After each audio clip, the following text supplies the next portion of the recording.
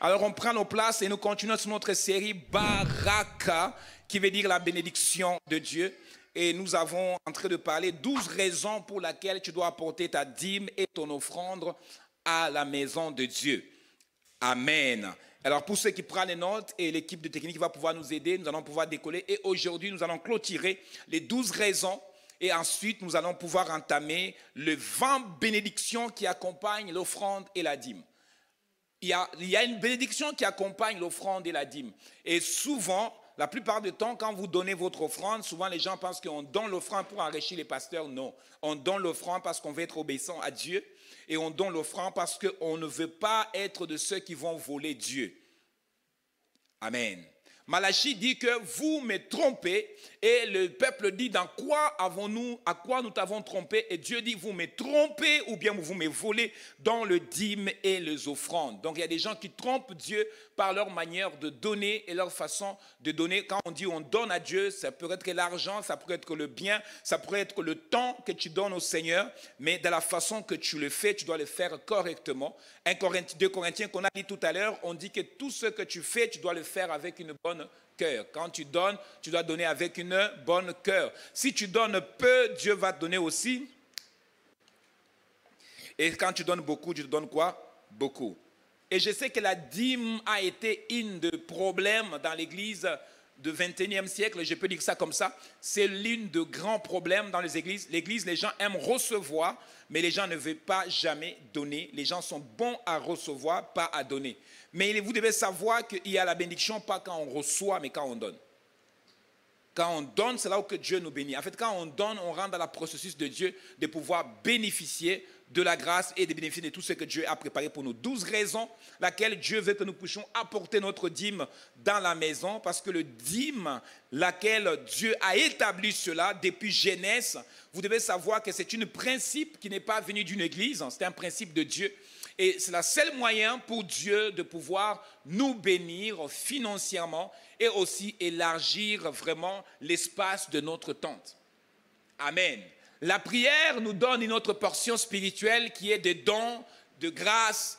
Mais la prière, elle est quelque part limitée pour donner l'argent. C'est la raison pour laquelle vous allez voir certaines personnes, elles prient tellement beaucoup. Mais quand il s'agit de l'argent, ils ont de sérieux problèmes. Elles prient beaucoup et vous allez voir même certaines sœurs ne veulent pas marier des frères qui prient beaucoup. Ils vont dire, mais les frères qui prient beaucoup, ils sont toujours brocs. Ils sont toujours brocs. Et c'est vrai. Tu vas voir un frère, elle prie beaucoup, mais quand on parle de l'argent, le frère n'a rien. Mais parce que vous devez savoir que spirituellement, Dieu va te bénir. Ça, c'est sûr. Tu auras des dons, tu vas avoir des visions, tu vas prophétiser. Mais quand il s'agit de l'argent, mais tu auras la difficulté parce que Dieu a déjà établi un principe. Dès que tu mets ce principe en place, la bénédiction de Dieu va commencer à te poursuivre partout que tu vas aller. Je me souviens bien, on va le lire, c'est là, c'est Genèse chapitre 12. Et le verset 1, là où Dieu déclare une parole sur notre patriarche, le père de la foi, Abraham. Dieu dit à Abraham, et l'Éternel dit à Abraham, va-t'en de ton pays, de ta patrie et dans la maison de ton père, et va dans le pays que je te montrerai. Le verset 2, il dit, je ferai de toi une grande nation, et je te bénirai, je rendrai ton nom grand. Tu seras une source de bénédiction. Mais ce passage, elle s'accomplit seulement quand tu obéis à la voix de l'Éternel. Maintenant, l'obéissance qu'il s'agit ici, il ne s'agit pas de l'obéissance dans la prière.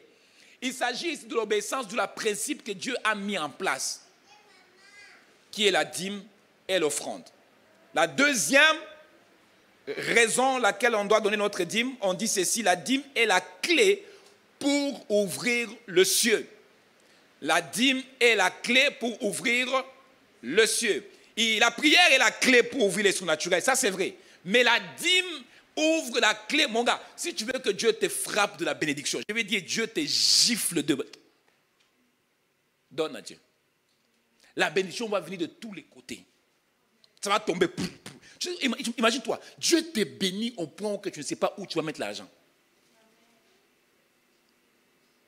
Dieu te bénit au point que les gens pensent comme tu as touché la magie. Vous ne connaissez pas votre Bible. Si vous lisez votre Bible, vous dites que Dieu a béni un homme qui s'appelle Salomon. Hein? Dieu lui a tellement béni au point où sa réputation est allée jusqu'en Éthiopie. La reine de l'Éthiopie a dit non, je vais faire tout pour aller voir cet homme. Et comment? Il dit, je vais prendre le meilleur de mon pays pour aller voir cet homme. Et quand il arrive, ce qu'il a amené là, le roi Salomon a vu ça. Le roi se dit, bon, ok, attends, ce que tu as amené, c'est rien de ce que je vais te donner en retour. Quelqu'un qui veut te donner un cadeau d'iPhone, tu dis, ah, ça c'est rien. Parce que tu es béni. Quand tu es béni là, il y a même des cadeaux qui ne te font pas pleurer, émotionner. Tu vois, you are blessed. So, je commence à aller par le sentiment. Il a reconnu un peu, il m'a donné. Quand on est béni, je vais vous dire la vérité. Il y a des gens, moi je vois les gens ici qui piquent les crises parce que c'est son anniversaire, on a offert, je ne sais pas, une voiture d'occasion et puis là. Quand tu es béni, tu sais que ton père dans le garage, il y a au moins 5 Mercedes neuves. C'est à toi. Quand il t'offre une petite Toyota, ça te fait ni chaud ni froid. Tu vas quand même juste accepter parce que c'est la considération, il a pensé à toi. Mais ça ne te fait pas ni chaud. Est-ce que vous comprenez un peu? Il y a une pensée quand quelqu'un qui est béni là. Il a la façon de faire des choses qui sont complètement différentes. La Bible dit que Dieu va t'ouvrir quoi? Les éclus du ciel. Regardez le verset qui suit à côté. Malachie, chapitre 3, verset 11. Qu'est-ce que Malachie dit? Est-ce que quelqu'un peut nous lire ça? C'est pourquoi j'ai lu ce matin, parce que souvent quand il faut lire, il faut être plus vite, plus rapide. Et Malachie, chapitre 3, verset 11. Malachie 3, 11. Pour vous, je menacerai celui qui dévore, et il ne vous détruira pas les fruits de la terre, et la vigne ne sera pas stérile dans vos campagnes, dit l'Éternel des armées. Alors vous devez comprendre que ce contexte-là, Dieu ne va jamais menacer celui qui dévore si tu ne donnes pas ta dîme et ton offrande. Si tu n'es pas fidèle dans ta dîme et ton offrande, Dieu ne va jamais menacer celui qui va dévorer. Qui dévore? En fait, je vais vous expliquer, je vais vous donner juste une parenthèse très vite et puis je vais le fermer. Vous savez, quand vous travaillez, vous gagnez de l'argent, n'est-ce pas? Vous allez au travail, vous travaillez 12 heures, 20 heures, 40 heures, 60 heures, d'autres qui font 80 heures, overtime. Quand tu travailles, on te paye. Quand on te paye, la première chose que tu dois faire, c'est quoi? Tu dois enlever ta dîme. Avant de faire toute chose. La dîme, c'est le 10% de ton revenu. Tu peux donner aussi plus si tu veux, comme l'apôtre Bémier disait toujours. Tu peux donner aussi plus si tu veux. Mais tu donnes dîme. La dîme, on ne le donne pas quand tu as déjà payé tous les factures. Et puis, non, c'est la première chose que tu fais. Tu enlèves ta dîme et tu donnes au Seigneur. Alors, quand on donne la dîme, c'est à travers la dîme que Dieu va maintenant venir menacer. C'est lui qui va venir voler ton argent. En fait, en donnant ta dîme, maintenant tu engages Dieu. Il devient le police de ton finance. Pour frapper tous ceux qui vont venir voler l'argent. Je vais vous donner l'exemple que les gens ici à l'église, les gens que le diable a volé l'argent. Ok? Ils ont travaillé, ils ont reçu le chèque de travail, et puis on a dit qu'il faut donner la dîme, et puis un esprit qui vient en lui, moi j'appelle l'esprit du serpent, qui vient, qui lui dit souvent les fruits là. Dieu avait dit il ne faut pas manger, hein? Oui, il a raison. Mais c'est parce que Dieu il savait que si tu manges, tu vas avoir la connaissance comme lui. Et qu'est-ce qu'Adam a fait? Il a pris les fruits et il a mangé. De lui, nous sommes punis, nous tous, qui n'étaient même pas là. Et moi, je pense que la première chose que je fais quand je vais arriver au ciel, je vais chercher Adam. C'est la première personne que je vais chercher. Pas Moïse, Adam. Je dis, Adam, tu étais où quand Ève était partie là-bas? Tu as fait tellement trop confiance à Ève. Regarde maintenant ce que nous avons souffert quand nous étions sur la terre. Toi, tu n'étais pas là. Nous, on a souffert à cause de toi. Et la Bible déclare que quand on donne la dîme, c'est que Dieu s'engage à menacer celui qui va dévorer. Alors, il y a des gens qui travaillent et dès qu'ils reçoivent l'argent, ils ne donnent pas leur dîme, ils mangent la dîme. Et au bout du mois, même pas un mois, au bout d'une semaine, il n'a plus l'argent. Il n'a plus l'argent même pour finir la semaine. Et il se pose la question, je travaillais, j'ai vendu mes choses, mais où est passé l'argent? En fait, c'est ça qui se passe. C'est que ton argent n'est pas en sécurité. Donc, parce que ce n'est pas en sécurité, ça s'évaporise. Le diable vient fouiller dans tes poches et puis il prend. Même si tu fais les calculs, tu vas voir que tu as gagné vraiment l'argent, mais où est passé l'argent? Tu ne sais pas où est passé l'argent. Et au Canada, bizarrement, quand tu reçois ton argent, dès que ça tombe dans ton compte, c'est comme si on siffle. Cogeco, viens. Assurance, viens. Donc, on appelle tout le monde au même moment. Donc, dès que tu ouvres ton compte encore, il te reste 10,5. Tout le monde a déjà passé avant toi. Maintenant, quand on donne notre dîme, Dieu sécurise. Parce que Dieu va s'assurer que même avec le peu que tu as, tu auras toujours la provision pour terminer les mois. Dieu va s'assurer que celui qui prend ton argent dans tes poches, là, il ne va pas venir prendre ton argent, Dieu va le menacer. C'est la seule verset de la Bible qui dit que Dieu menace. En fait, Dieu aime bien quand on obéit à lui. En réalité, Dieu ne s'est pas intéressé à ton argent, il est juste intéressé à ton obéissance. Dieu est riche en or et en argent. Donc, Dieu n'est pas intéressé à l'argent imprimé du Canada. Il veut juste voir l'obéissance, que tu sois juste obéissant à sa parole. La première personne qui a donné la dîme dans la Bible, et pour ceux qui ne savent pas, c'était Abel. C'est la première fois que Dieu instaure la dîme, c'était avec Caïn et Abel. Et Caïn et Abel, ils ont posé un acte par leur obéissance. Vous allez voir que Caïn a présenté l'offrande à Dieu, quelque chose qui n'était pas bon, les restants des légumes. Mais son frère a présenté le meilleur de ses troupeaux. C'est la raison pour laquelle Dieu avait pris l'offrande de son frère et il n'a pas accepté celui de Caïn. Et Caïn s'est fâché, il a tué son frère. Donc, quand on donne l'offrande et on donne notre dîme, qu'est-ce que ça se passe? Dieu ouvre quoi? Les écluses du ciel et il va prévoir la pluie sur ta vie. La troisième, la dîme est une ordre de Dieu. En fait, ce n'est pas l'ordre d'un pasteur ou d'une église, c'est un ordre de Dieu. Et est-ce qu'on peut voir ce passage? Je veux juste récapituler parce que nous avons déjà vu ce point déjà.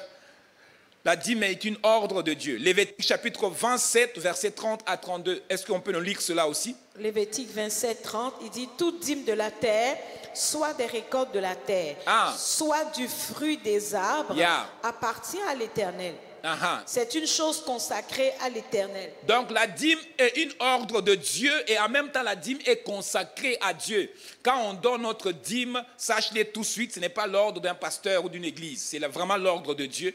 Quand on donne notre dîme, il y a vraiment la bénédiction qui nous suit. J'avance plus vite parce que ce n'est pas le point de ce matin. Le quatrième point qu'on a vu par rapport à la dîme, la raison pour laquelle tu dois donner ta dîme, la dîme fournit une assurance divin contre l'invasion satanique.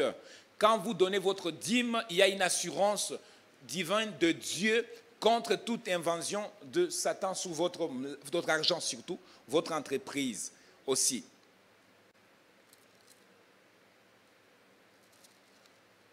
C'est ça que Malachie dit que Dieu va s'assurer de menacer celui qui dévore. Et celui qui dévore, c'est Satan.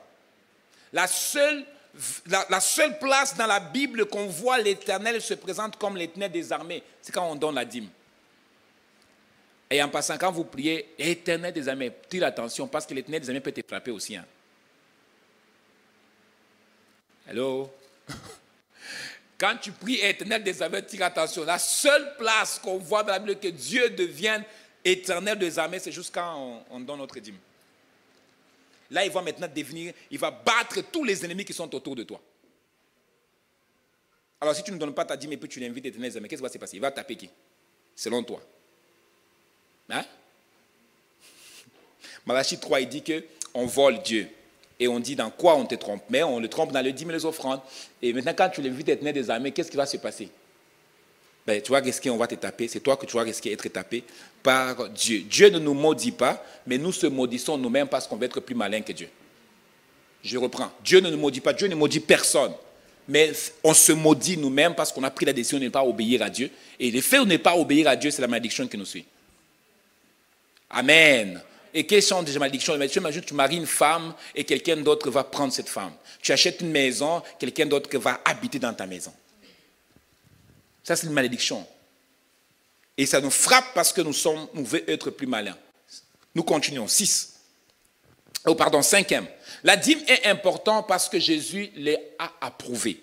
N'oublie pas que Jésus n'est pas venu démolir la dîme. Tu vois, les gens me disent, oh non, Jésus est venu. Dans le Nouveau Testament, on ne parle pas de la dîme. Oh non, non, Jésus n'a jamais enlevé la dîme.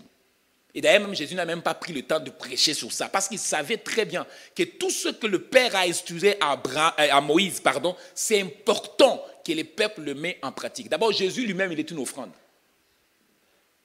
Pourquoi il n'a pas parlé de ça? Parce qu'il savait que c'est un principe que le Père a établi et ce principe doit être fait de la bonne façon. La personne qui nous a sauvés, pour ceux qui ne savaient pas, la Bible dit clairement, c'est le premier fils de Dieu. Donc Dieu lui-même a donné son offrande. Et pas seulement n'importe quelle offrande, hein, de son meilleur. Il n'a pas envoyé les anges pour te sauver. Il a donné son propre fils. Le premier. Amen. Pour te sauver, il fallait qu'on envoie le premier. Et le premier t'a sauvé. Donc Jésus n'a pas devenu change. Parce que j'entends souvent les prédications sur YouTube, les gens rencontrent vraiment de n'importe quoi aux gens. Et les gens englobent. Parce que quand il s'agit de l'argent, les gens n'aiment pas qu'on prêche sur l'argent. Alors les gens englobent tout ce qui peut englober. Écoute-moi bien, la dîme, Jésus lui-même l'a approuvé, la dîme. Je vais avancer plus le 6e point. La libération de la dîme entraîne le provision de Dieu. En fait, quand on donne votre dîme, il y a la provision de Dieu. Malachie dit que mets-moi à l'épreuve et vous verrez si je n'ouvre pas les éclus du ciel sur vous et si je ne répands pas la bénédiction en abondance sur vous.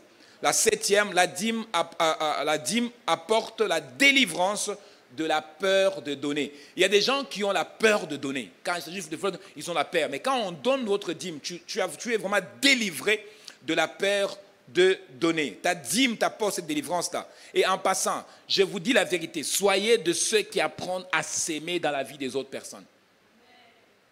Celui qui arrose sera arrosé. Apprenez, en fait, toute occasion qui te présente pour donner, donne. Sois pas trop chiche.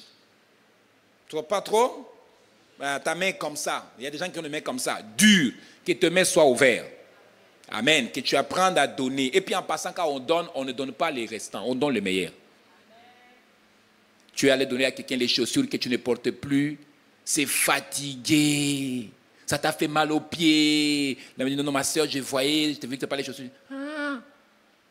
La Bible dit qu'il ne donne pas à Dieu les chèvres. Il y a des gens qui donnent à Dieu les chèvres qui boitent. Hein? Il va dire, non, on va donner ça à l'église, ils vont s'arranger avec toi. C'est comme un frère a donné à l'église un chien. Les chiens qui ont mordu tous les gens dans les quartiers. Et puis, non, mais je vais donner à l'église pour que ça puisse servir. Frère, va vacciner ton chien avant de donner ça à l'église. Assure-toi que ton chien est correct. Tu sais, les gens qui amènent à l'église, il y a un chèvre qui boite. Il dit, non, mais parce que je n'ai pas été capable de... Non, on donne à Dieu le meilleur. Ok, 7, 8. La dîme est la contribution à l'évangile dans le monde, selon Matthieu et Malachie 3 et 10 et Deutéronome 25, le verset 4. Donc la dîme est une contribution à l'évangile dans le monde. Donc c'est à travers le dîme que nous évangélisons, nous faisons le tract, nous faisons des conventions, nous faisons des séminaires. Et écoute-moi très bien, quand vous donnez votre dîme, il n'y a pas des anges qui descendent. Les gens pensent aujourd'hui, quand on vous donne l'offrande, comme ça, quand on dit Amen, Amen, il y a des anges qui vont descendre, boum, ils vont venir prendre l'offrande. Ils vont partir ça au ciel. Non, il n'y a pas ça. Donc, à partir d'aujourd'hui, sache qu'il n'y a pas ça. Mais avec le dîme et les offrandes que vous donnez, c'est la raison pour laquelle vous êtes assis sous de bonnes chaises. Et vous avez la climatiseur. Imaginez-vous qu'il fait froid dehors et puis ici, nous sommes en train de crever. Vous allez prier ici. Donc, on a la climatiseur, on a le courant, donc on a les instruments. Et on a nos caméras pour faire. Donc, les dîmes servent pour l'avancement de l'évangile dans le monde. Il y a des gens qui se sont convertis juste en suivant nos directs. Imelda est venue ici à cause de TikTok. N'est-ce pas? Ah oui, si on n'avait pas les caméras, comment Imelda va voir notre église ici? Est-ce que vous comprenez un peu? Donc, il y a des gens qui ont rejoint l'église, même lui aussi. C'est TikTok aussi, non? Non, lui il est venu. Lui, il s'est promené seulement. Lui, il a trouvé ça. Donc, parce que c'était affiché aussi dehors. Sinon, ce n'était pas affiché. Donc, les dîmes et les offrandes que nous donnons, et ça aide à l'avancement de l'évangile dans le monde. Et je continue. Et ensuite, la dîme est une rappel que Dieu est propriétaire de tout.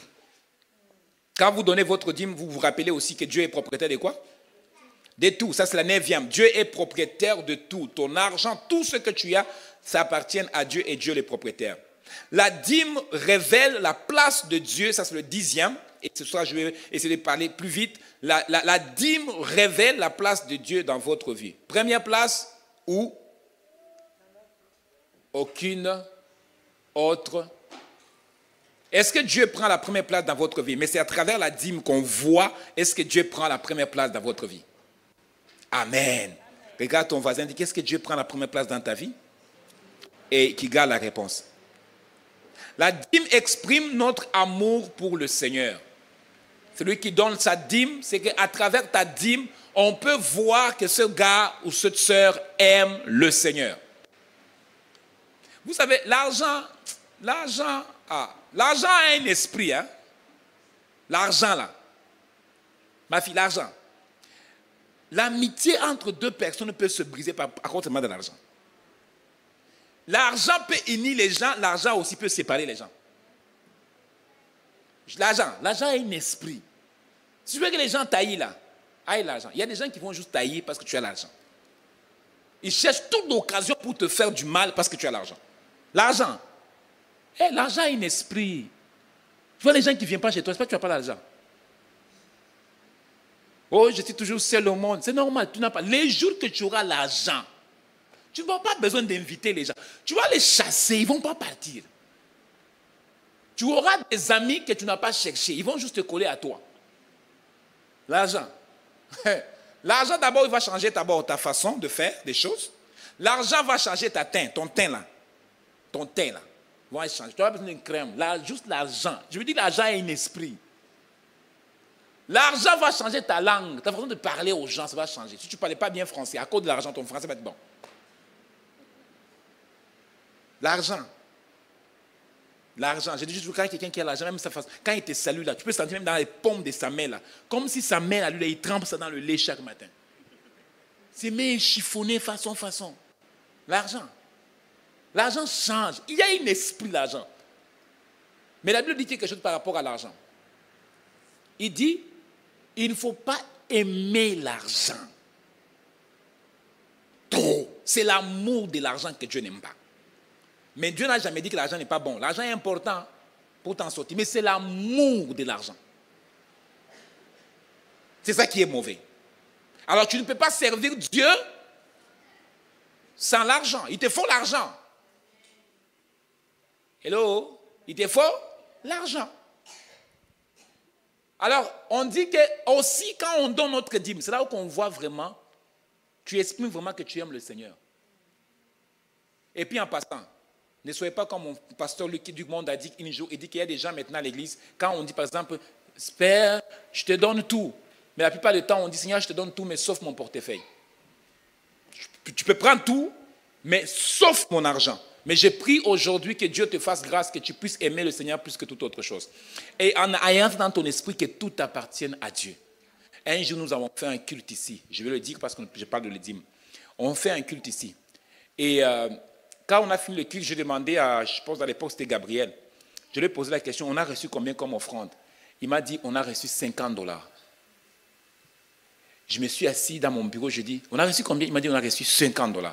Je dis, $50? Il dit, oui. On a reçu combien de dîmes? Il a dit, on a reçu une fois. Donc je me dis que l'argent qu'on a reçu là, c'est une personne qui a donné sa dîme. Alors cette journée-là, j'étais révolté. Je me suis dit, non, c'est pas sérieux. Quand on vient dimanche matin, toutes mes fils et mes filles sont beaux, shine, très chic. Et quand on finit l'église, tu vas les croiser aux rivières, à H&M, d'autres à l'autre, comment on appelle ça? Best Buy. Ils sont là-bas toujours. Et ils magasinent. Ils font, on appelle ça, comment on appelle ça? Vitre. Il y a un mot qu'on ne sait pas. Hein? La neige? Les cheveux. Donc, ils regardent les vitres. Je ne sais pas si c'est ça qu'ils font, mais c'est pas ça. Ils regardent là-dedans et puis ils essayent. Et puis ils sortent avec un petit morceau. Ah non, je voulais juste prendre un petit morceau. C'était en solde. En solde de combien? De $80. Et cette journée-là, j'ai compris que l'église, vraiment au Canada, l'église joue avec, les gens jouent avec Dieu. J'aurais bien dit, au Canada, les gens jouent avec Dieu. Et quand je préparais ce message, Dieu m'a dit, tu dois parler. Écoute-moi bien, tu es serviteur de Dieu et tu travailles. Hein? Tu gagnes ton argent. Frère, Dieu n'est pas ton oncle. Tu es serviteur de Dieu, tu dois donner ta dîme aussi. Je ne sais pas qui t'a enseigné que quand tu es serviteur de Dieu, tu dois manger toi-même ta dîme. Ah, qui t'a dit ça? Même moi-même, le pasteur, je donne ma dîme. Avant, je m'a dit, mes dîmes à mes parents et mes pères, ils m'ont dit, non, écoute, tu dois donner la dîme dans l'église. L'église a besoin de la provision, donc donne ta dîme dans ton propre maison. C'est justement si Dieu veut que tu donnes pour un spécifiquement. Là, j'appelle papa, récite et puis je l'envoie. Mais à temps normal, je le donne ici dans la maison. Donne ta dîme. Et vous allez voir les temps d'offrande, c'est les serviteurs qui mettent les mains dans les poches. Ils observent. Qui va donner après mère? Ils ne vont pas donner. Et quand les paniers passent devant eux, ils regardent même au ciel. Mes frères, écoute-moi bien. Si tu ne donnes pas ta dîme, comment Dieu va extensionner tes finances? Dieu ne va pas extensionner tes finances. Tu ne vois pas. Parce que Dieu ne peut pas te faire confiance. Donc quand tu es un serviteur de Dieu, tu es pasteur, tu dois donner quoi? Oui. Tu es pasteur, tu ne donnes pas ton offrande, ta dîme. C'est écrit où? Tu as créé ta propre Bible. Nous tous, on a besoin d'être bénis. Vous avez remarqué, quand je fais des offrandes ici avec vous, je dis, mettons, on va cotiser pour telle chose. Je fais toujours moi-même le pas. Je dis, non, je donne moi-même $100.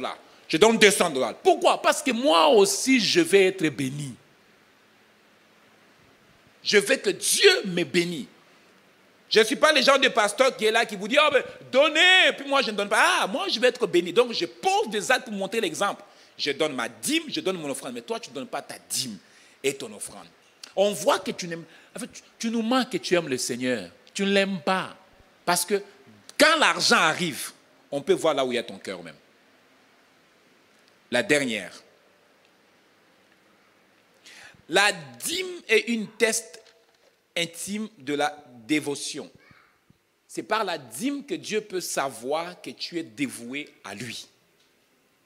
En fait, Dieu t'était avec la dîme. Je vais finir avec cela et je vous ramène cette histoire très intéressante de Abraham.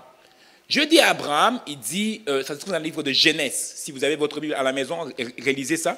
Dieu dit à Abraham, je te bénis, je vais te rendre ton nom grand, etc., etc. Mais Dieu, dans la conversation avec Abraham, vous allez voir qu'Abraham, après avoir allé délivrer son frère Lot, qu'on avait pris en otage, il est parti délivrer son frère. Et dans le combat qu'il a eu la victoire.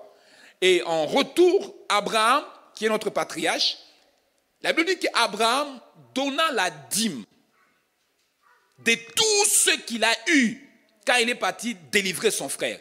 Il a donné la dîme à qui? À un certain Melchisedec, qu'on appelait le roi de Salem. Ok? Il était prêtre et en même temps, il était sacrificateur de Dieu très haut.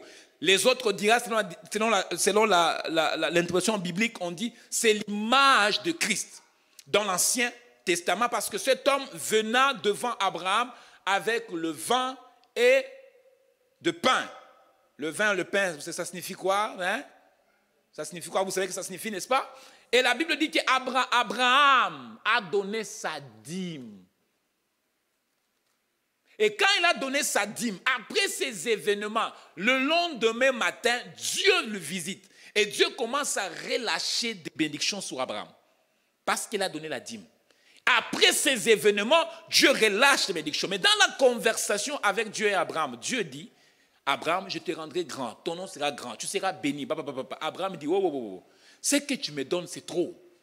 Tu me donnes tellement de choses que je ne vivrai pas assez pour voir toutes les bénédictions. Et Dieu voit le cœur d'Abraham. Abraham dit que même si tu me rends grand, mais tu ne peux pas me rendre grand sans que je ne me donne pas un héritage.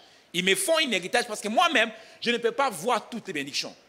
Et la Bible déclare que quelques années plus tard, Dieu donne à Abraham un enfant qui s'appelle Isaac. Il a eu cet enfant très vieux et sa femme Sarah. Et la Bible dit qu'à un moment donné, l'enfant commence à marcher.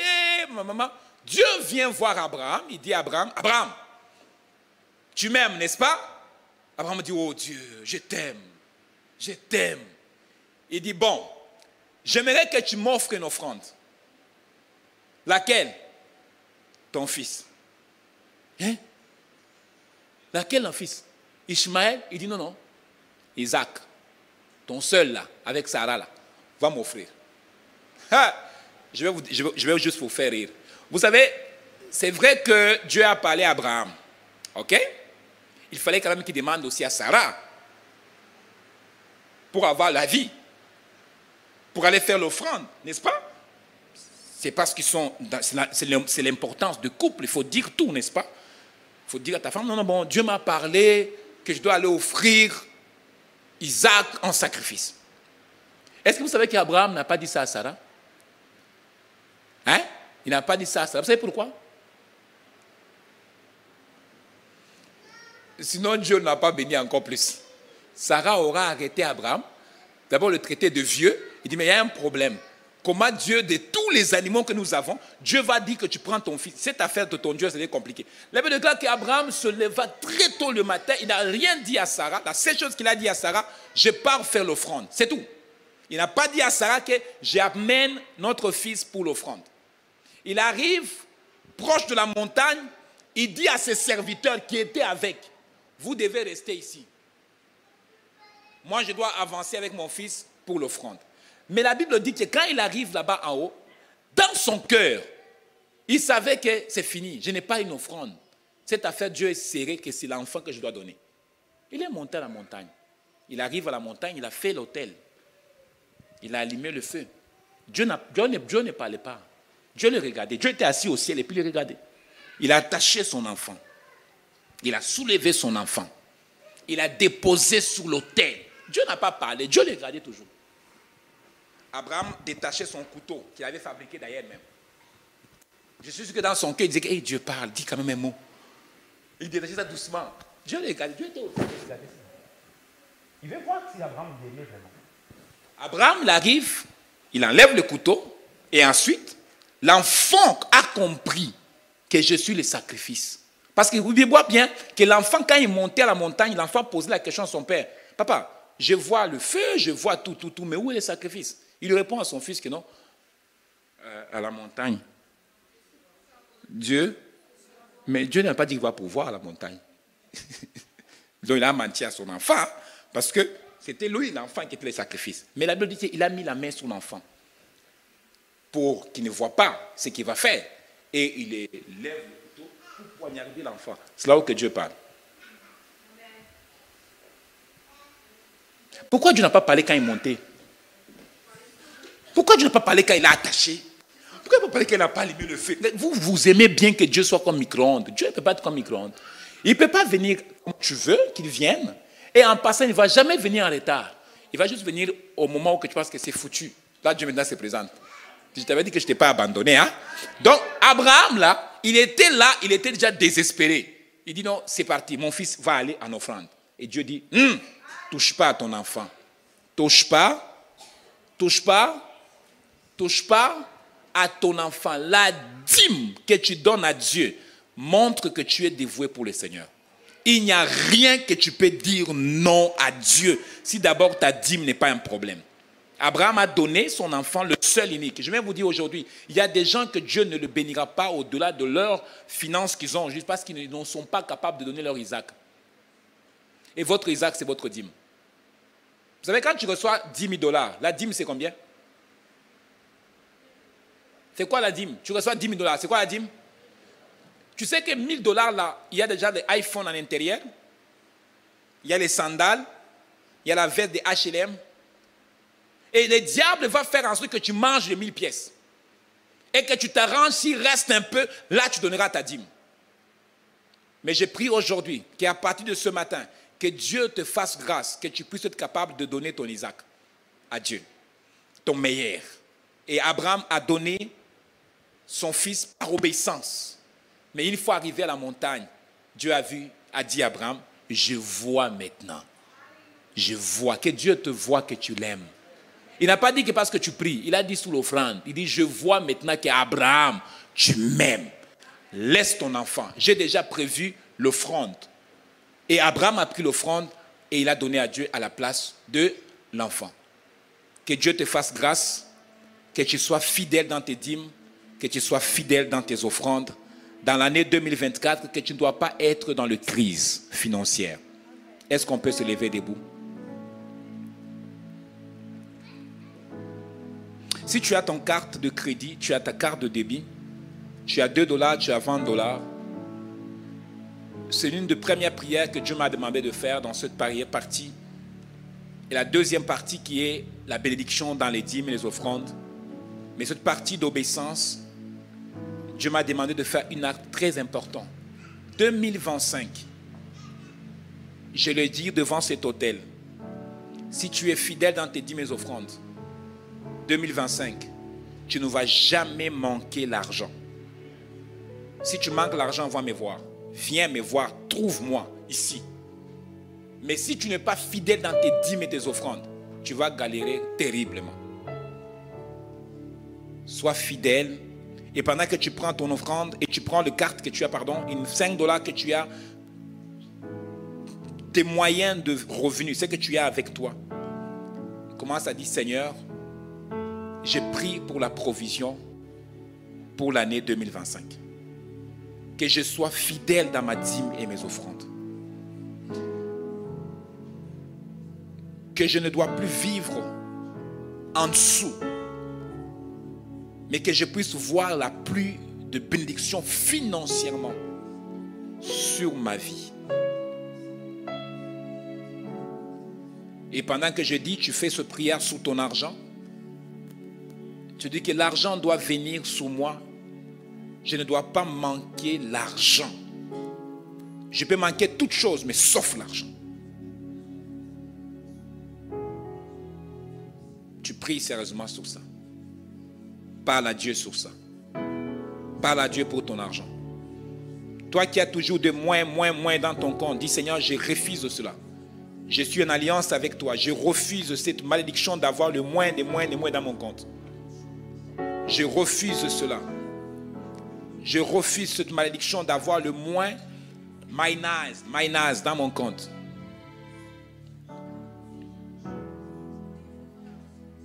Je prie pour mes finances. Que le ciel soit ouvert sur ma maison. Je travaille, mais que l'argent se multiplie au nom de Jésus. In the mighty name of Jesus. I am blessed. My money is blessed. Everything that I'm doing is blessed. In the mighty name of Jesus, Lord and Savior, I pray. Bless this church. Bénis cette église. Bénis nous qui sommes venus ce matin. Bénis ce dimanche. Bénis notre chemin de retour. Que ta grâce se repose sur nous et que ta bénédiction se repose sur nous.